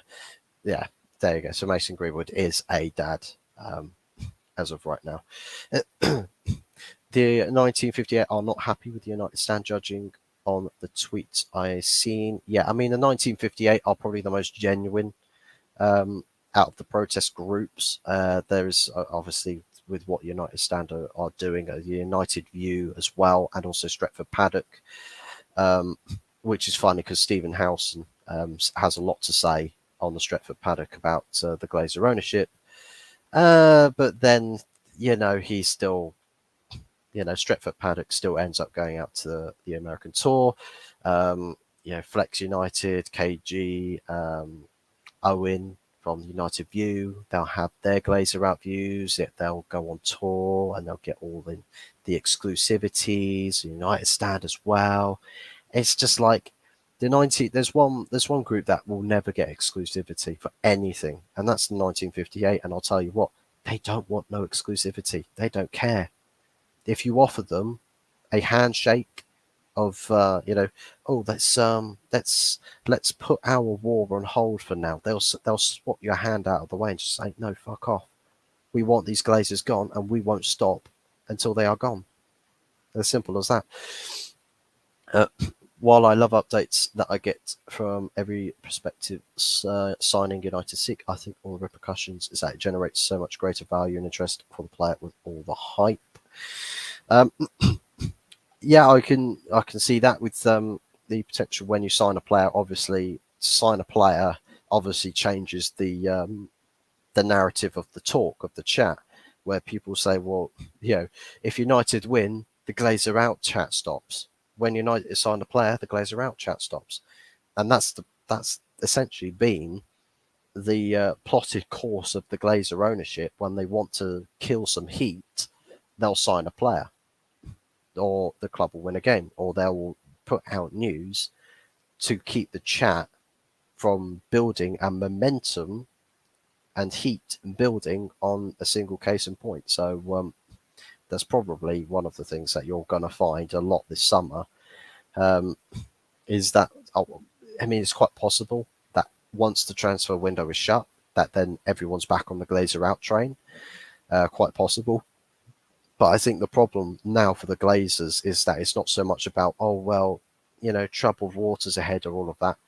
I think it's just because of the finances of the club, because Man United is going to be such an expensive club just to run, to own, to actually progress.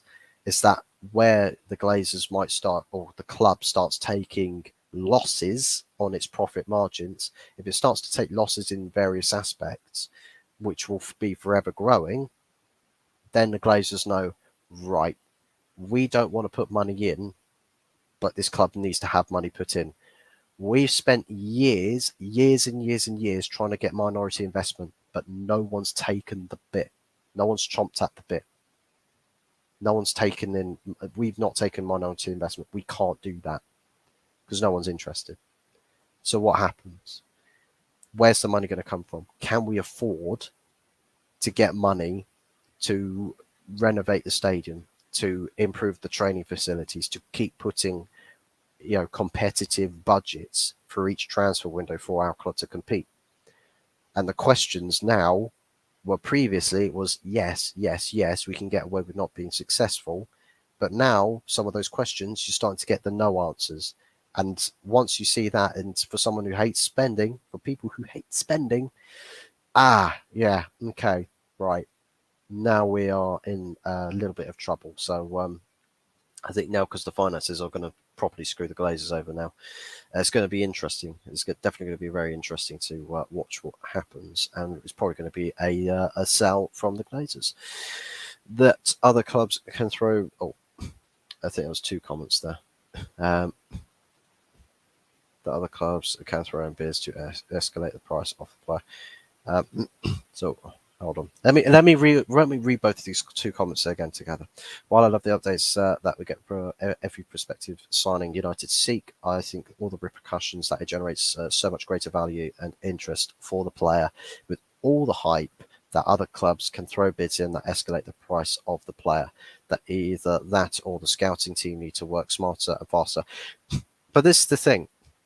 The scouting is very good to identifying players. Henceforth, the youth academy, we sign players, or these potential, the next Messis or next Ronaldos, right? You see those reports come out when we sign an academy player or a youth player. The scouting don't need stacks of cash or barely any cash at all to sign that player. So the scouting team can get all the credit for that. The scouting team also recognises what players United can go for. But United don't have a negotiating team to get the deals done. And the people who are the the standard bearers, right? The people who decide yes, no, no, yes. So they'll choose what targets you should go for. Those people are the ones that will hold us back. Those are the ones that will say, well, we can't do deals for this player, we can't do deals for that player, or they'll negotiate for a player, but their negotiations are so bad that another club comes in. Prime example, Kim Min Jae, very much a prime example of that scenario where we just get overtaken by other clubs in negotiations for players, and also it's potential that a club will use Manchester United links or stories just so that it can influence another club to perhaps negotiate a contract or to cause another club to act on the market. So sometimes you'll read a story that says we're linked to this player when in actuality we're not. But then there's also other stories where we're linked to players genuinely, and then nothing happens because the negotiating team is so bad. Big T says, as we have the right to boycott, others equally have the right to attend. As soon as you take away one side's rights, you become a hooligan. That's why I don't believe in stopping games going ahead. Well, the problem is that it's sort of the things on opinions and like how people feel about other people who might think differently. And it's like when people get labelled, it's like if someone, it's like people in the media, like Gary Neville, as an example, years back, I think it was Arsenal versus or Chelsea versus Arsenal, and there was an Arsenal fan with a banner. And it's just like, well, they weren't impacting the game. They weren't doing anything at all. There was nothing wrong. Absolutely nothing wrong. They were just voicing their thoughts and feelings, right? But that Gary Neville says on live television, "Oh, that fan's an idiot. He's an idiot." Why? Because he said just how he feels. He just says, "Well, Arsene Wenger out. It's time to go." So he calls a fan an idiot. So people will get labelled things when they're not happy with something that upsets the apple cart, right? If Manchester United are successful and there's nothing really going on that's a negative uh, or has any driven negativity, what you'll probably find is that Manchester United become less of an interesting read. They become less of an interesting read. Obviously, another good example of that, the Qatari news. Whenever we get linked with Qatari, the British press come out and they're very quick to say, "But look at the crimes against humanity, guys. What about them?" Okay, then, well, I'll just use the same argument against you. The Glazers have funded genocides and they funded wars that are still currently going on. Good job, guys. Good job. But because it's Middle Easterns, blame them for everything. Blame them for everything. The West, like that's crazy. Like the Western world, right? People, like billionaires in the Western world, have probably just as much blood on their hands as people in the Middle East have. But because Western medias are so flawless with PR, a lot of what terrible things happen gets swept under the carpet.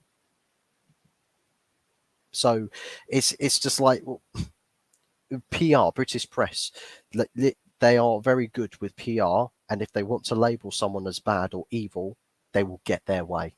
They always get their way, and that's just that is literally it. It's just like with how it's like when you read a lot of things that the British mainstream press will say. It's just like you can read between the lines. It's just like you will know when they're lying. You'll know when what they're saying is stupid or bullshit. It's like when something they're trying to spin something, right? You can just tell, right? Some people, yeah, can't tell as much. Sometimes other stories get written better than others. Yeah, it can be hit and miss for the British press, but generally, if there's something they don't like with the British press or the mainstream media doesn't like, they will label whatever it is as evil, or they'll call you idiots, or they'll call you hooligans as the fans. But it's just like there's other elements. Oh, hold on.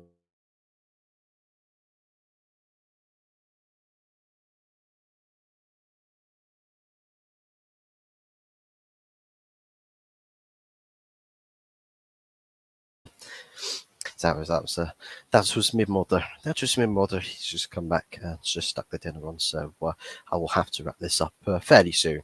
But yeah, it's just the case that when you see labels come out for hooligans and all of that, it's even if you don't actually impact the game or stop the game. What you might have noticed, Big T, is that fans who just protest anyway still get called hooligans, even though they've done nothing wrong. They have not broken any laws. They've not done anything. Just because they don't like their ownership, the British press call them idiots. They'll call them out, and it's disgusting behaviour. It absolutely is. Because it's just like if I say to you, if I'm a broadcaster, and you say something that you strongly feel and you're passionate about, if I then stick on broadcast with hundreds of thousands of people watching and say, "Look at Big T here, he's an idiot," and everyone starts calling you an idiot, that's not fair on you. That's disgusting. That is absolutely disgusting behaviour. But because it's mainstream press, it's just how the cookie crumbles, and that's not fair. That is not fair. Then agree with BT, and Glazers don't seem to care one bit and seem comfy in the knowledge that there's always another fan who wants to buy what you won't. Needs collective action, but too many casual fans. And that's the thing. There's too many people who want to do their own thing, but no one who wants to agree. And that's the thing. That's the thing. That's always going to be the case with football fan bases. Unfortunately, we're not like a fan base of another club in Europe where they treat football not as a hobby, not as a passion or something that they love to watch or engage with. They treat it as a religion. And what's the most common thing about religion in the world is that when religion comes into question, religion seems to always win. So if you treat football like it's a religion and the purity of that gets challenged, you will get your head cut off. As simple as that. So if United fans treated Manchester United Football Club and the well-being of it as a religion, trust me, there would be a war going on in Florida. There would be a war going on. There would be guns, everything, explosions, what you name it. People would be going to America to start wars against the Glazers, right? But that's just how it is. We do things differently, and that's just what we have to accept, really. Not that I would say that I'd encourage people to go and actually legitimately try and kill anybody or harm anybody, but to carry a message that has absolute conviction and it has venom to intimidate anybody, even the most secure, safest billionaires on an abandoned island somewhere. Even they get a little bit scared of what opposition they're coming up against. But yeah, it's just like with the Glazers, most common weak spots of business billionaires or businessmen is hurting them where it hurts most, and that's money. Talk the money language, they'll talk to you. So hurt them in the wallets, they're going to feel that a lot more than a hashtag trend. That's just how it is. That's why I stopped doing Twitter hashtag trends and retweeting stuff. Fen says, we on the slippery slope of opinions. Definitely what's best for United is the Glazers leave and someone willing to invest in the club enters. Agree with you on British press, PR, BS. And that's just how it is, unfortunately. It can be a slippery slope because fans, there's many things in football, right, where the simplicity of fan agreements is that you agree to disagree, right? If someone thinks differently, it's like when you have the arguments back in like classrooms at schools about who your favourite player is or who the best player is, or when your team wins and loses. It's quite banterous, it's quite light-heartedness, right? You just get the casual ha ha ha, your team lost, and that was it. There wasn't any of this critical thinking or getting offended and needing to start wars because someone had a different opinion to you. Sadly, that's kind of the way the world is going, so we're in trouble for that. But yeah, that's just a problem that we have. complete the whole and total problem. Bitty says some people just want to go watch their team win, lose, or draw, especially young fans. Who is anybody else to take that right away from them? And that's the thing. That's the morality of the situation. Is do you take that away from them? But at the same time, the question is what goes on now. If if it gets left unchecked, then that's the pressing issue. We should say the pressing issue of Manchester United Football Club is the future. So the history is in question, or the legitimacy of the history is in question. The status of our future is uncertain and could be at risk. If we have ownership that could potentially take us backwards, then it's just like, what if problems ensue and they worsen, or financial situations break down? Because sometimes with clubs on this magnitude, obviously finances, most cases aren't really that much of a problem. But because anything can happen, that's the problem. Is when there's a strong possibility that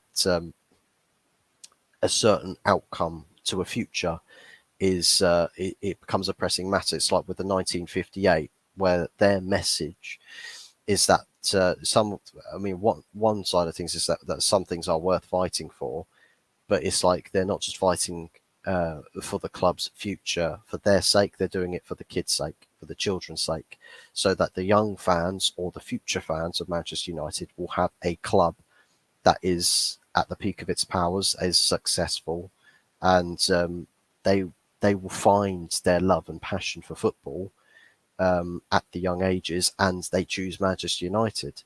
See, supporting your dad's team can only take you so far if your dad's team's not very successful, but you're a kid that loves to win. So maybe it's well, what was it like? Is it KG's cousin, or not cousin? Jesus Christ, his nephew or something? Is an Arsenal fan, whilst he's most of his family's United fans, and it's just like sometimes you'll get younger relatives start supporting other clubs because they like the look of the shirt or something. Right, you'll always get those sorts of fans, but trying to make a situation as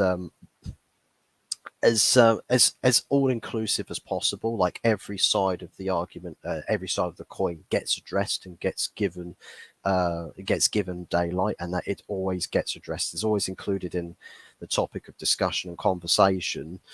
I think obviously where you get games called off and everything, in retrospect to that point, I think it really just depends on what's going to have the most impact. Like some fans will feel so strongly about something that's just how the situation transpires. Like that's just how the situation breaks down. It's like with the before the Liverpool game, the people, the security on the turnstiles. Obviously, some fans broke in certain other areas, but then the security at other turnstiles, rather than stopping fans, they actually let the fans in. They actually let the fans in because there were certain security guards where they just basically, okay, right, fine, cool, step aside. So maybe someone said somewhere on the security side of things, right, this is out of control. Just let them in. Whatever they're doing, they're just going to do, right? Try not to aggravate the situation, turn it into an absolute all-out brawl. See, the fans got onto the pitch without needing to really, beat anybody up. Like there wasn't that level of violence. It's just that in the case of some fans, obviously you're taking something away from them, and that's where the morality side of things come in from the fans' perspective. And it's just really how the situations can transpire. Sometimes things are out of control. Sometimes things are in control. It's just how it is. This was interesting. Thanks for responding. Subbed. Thank you very much for the subscription. Big ups to you. I've got to be up early for the Madrid game, which is an odd experience. Well, at least you will be able to see the game, and you'll catch it in good time. So you my wish to you is that you enjoy the game, and fingers crossed that we do win. That when I go to sleep, I'll be anticipating a United win, and fingers crossed when I wake up, Manchester United have beaten Real Madrid. So that is my that's my wish, that's my hope, and fingers crossed you'll get to witness some prime Ten Hag football, and Los Blancos looking like Lost Blancos. See what I did there. But yeah, big ups to you, man. Thank you very much for the sub. When you stop games, you create division in the fan base, which actually helps the Glazers more. Um, and that there is an element to that I agree with. That obviously when the attention is not the Glazers, that everyone's too busy focusing on what the actual problem, where the problem isn't, right? I think it's just the problem is that because there's no influence on the media side of things, where the only consistent anti-Glazer element of the media is the 1958, which they're predominantly on Twitter, or as it's now called, Twitter X. Now you've got that situation. It's basically all of these different media outlets that could imagine that if every major YouTube channel was on the same page, if every Twitter account was on the same page, everything just collectively was anti-Glazer, and it's just like everyone moves together, everyone speaks together, everyone acts together, everything would be so much easier. But the problem is because the fan base is already so divided as it is, when one element starts to do something or acts or speaks, the other elements that are not doing anything or want to do their own thing say, hey, you can't do that because that's not us doing it, or we don't agree with you doing that. So they straight away, you know, attack everyone else that wants the same thing as you, but they go about doing it differently, right? And that's one of the biggest downsides to the United fan base when it comes to Glazers out. Even so, we still definitely do protesting against ownerships better than anyone else does in this league, and it's not even close. Like Liverpool can't do a full protest. Tottenham, they can only get banners outside the stadium. They don't get protests. Arsenal, they'll prepare big marches and everything and protests and all of that, and then you'll get like 5 or 6 people turn up. We're the only club that's actually had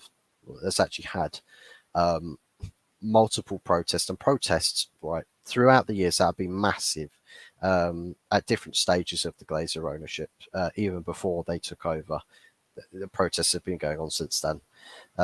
So yeah, shout out to all the silly people who sit there and say, "Oh, United fans, they'll only protest the Glazer ownership when they lose games." It's like, no, we were protesting back in 2005.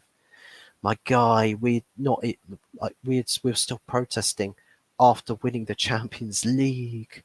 My guy, it's just seriously, it's like so many people. Like it's painful. It is painful being a Manchester United fan, especially from perspectives like my own, where it's like you want the best for your club, and you have a certain viewpoint as to how to be successful and how to get there. But there's so many different elements from the same fan base as you or from another fan base, so it's just like you really just want to smash your head through a desk or something. um, um, what are your thoughts on the fans that walked away when the Glazers came? Did they do it the right way? Some say you can walk away if you're not happy. Others ask, were they fans if they can walk away? I mean, it's one of those things where I've not really ever seen a United supporter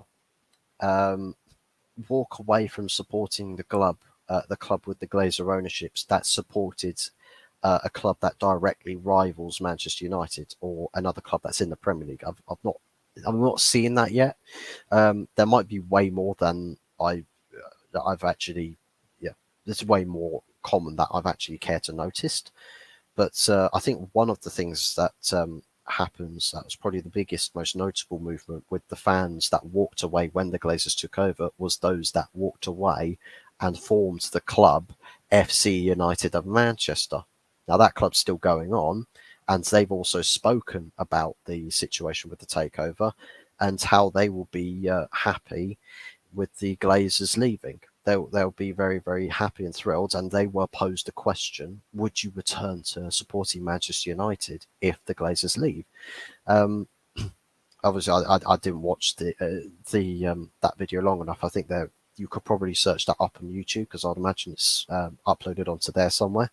Um, but I suppose that's probably where that's probably the mass majority of what fans perhaps did as a group when they when they left supporting Manchester United. I imagine there's quite a few others that have just stopped watching football, where it's just like, as much as it pains me, I can't watch or support a club the way that I want. Maybe I'll occasionally watch football, but I just won't buy a Manchester United shirt. I won't put a Manchester United shirt on.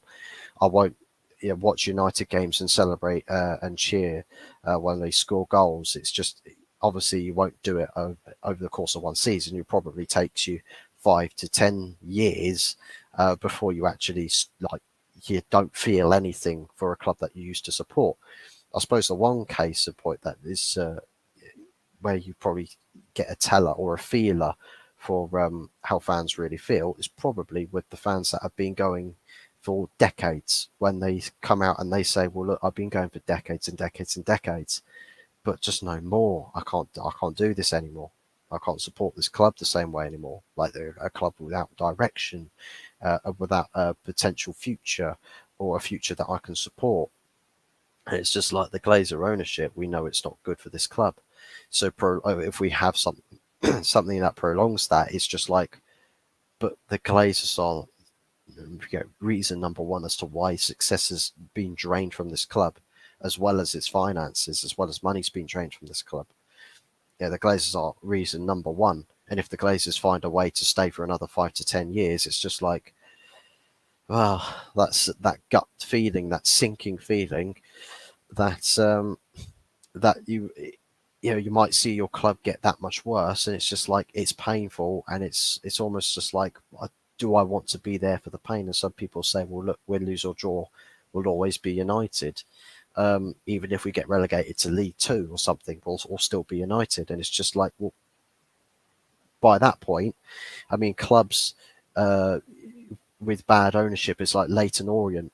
To understand, I think one of the best things to do is to probably understand how fans have reacted to bad ownerships lower down the leagues, where you get like the cases of Leyton Orient. I think there's a documentary.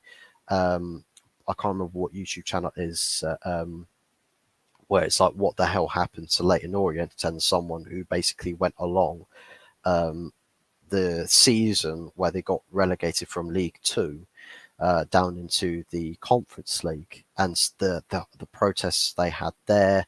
They went and they got games cancelled there. It's a story. It's a story in that aspect, where they were protesting against bad ownerships down there.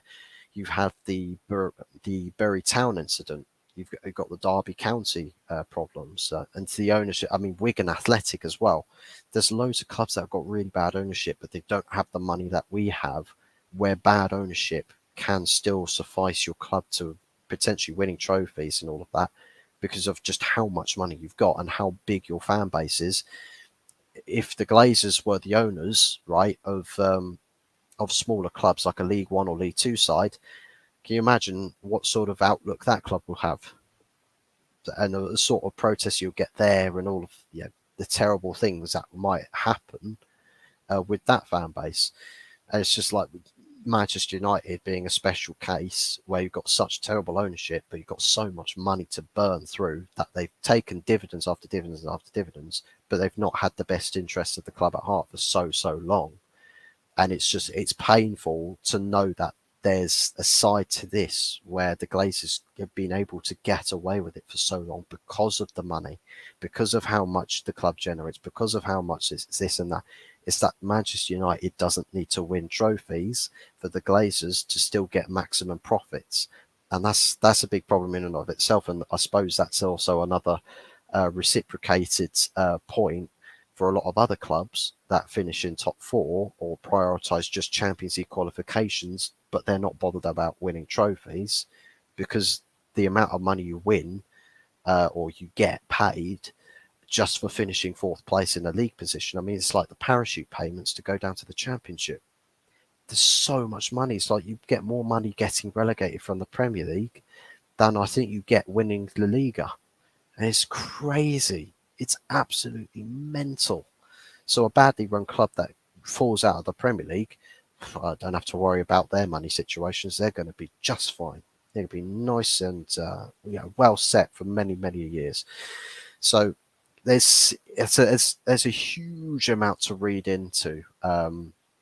And I suppose videos or documentaries to watch as regarding from different perspectives from different clubs as to how other fan bases have dealt with the problem or the case in point of bad ownership. I mean, Newcastle had the problems with Mike Ashley.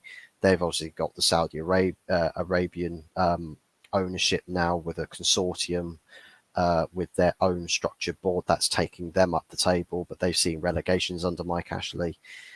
It's like every club will be on a different trajectory, but bad ownership tends to commonly have the same, generate the same mood, same feeling, and based off of just whether you've got money or not, probably is the biggest teller as to whether your club survives or not under bad ownership.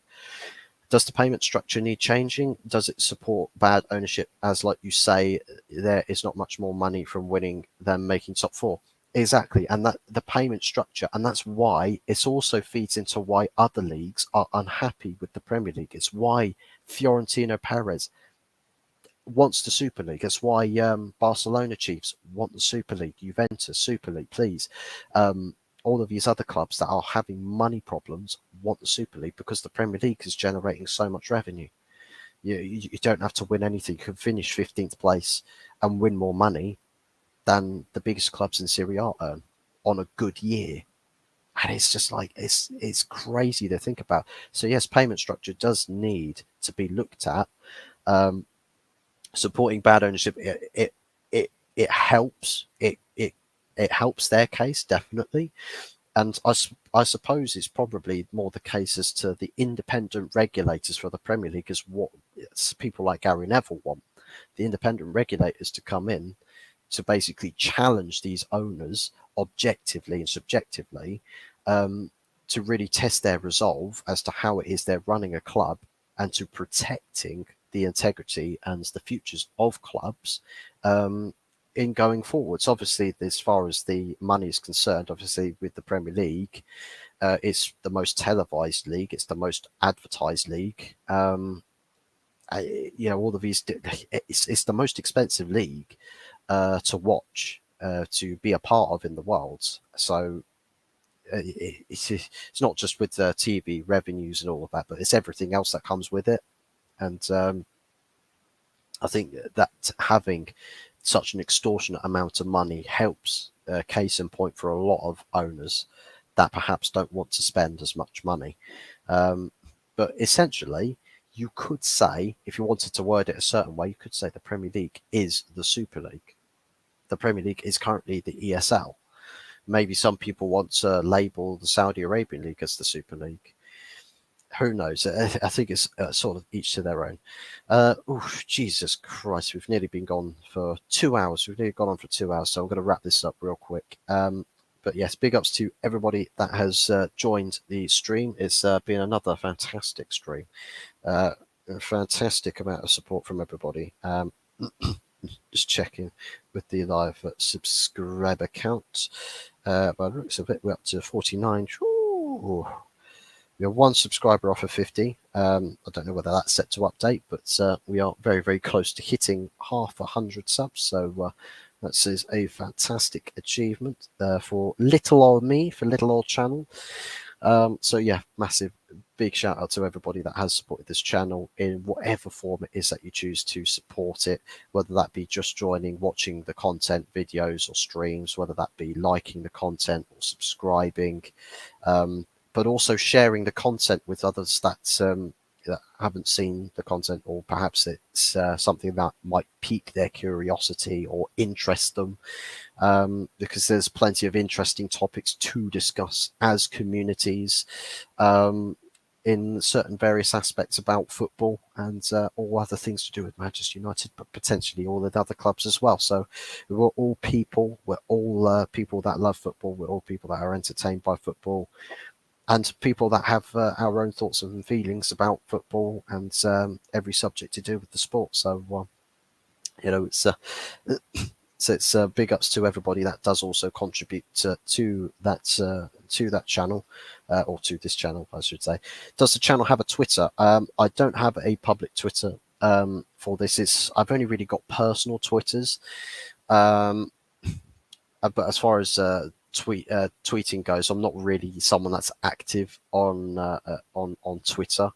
I don't really actively engage on Twitter. It's like with my Instagram accounts. I don't have a channel orientated Instagram. I've only really got a personal social medias. The only thing really I've got for this channel is the channel itself. So maybe that will be subject to change. I think if I can sort out doing another Instagram account, perhaps that's more themed, that I can obviously share it to a much more orientated audience. If I suddenly take my personal account, just like, hey guys, look, this is a football Instagram account now, to support my YouTube channel. There's a lot of people that could be like, oh, I don't want to watch your YouTube, and then just start unfollowing. So it's probably not the best idea to switch a personal account to starting to post all of my YouTube endeavors on there. But yeah, big ups to everybody that has supported this channel. Massively appreciate all the forms of support. So that's it. Wraps it up for today. I'm going to go and get prepped for dinner, because I'd imagine that's probably just around the corner to being served. And go love you, leave you, and we'll be seeing you again in the next one. Just saying a little parting message for anybody that joins in really late there. But yes, big ups to everyone. Thank you very much for supporting. Been loving the support for both this stream and also last stream as well. Both of those have done extremely well. Catch you next time. We'll see you next time, Big T. Thank you for joining in and adding to the conversation. It's always interesting to catch multiple perspectives about all topics to do with football. So until next time, we'll be seeing you later. Goodbye.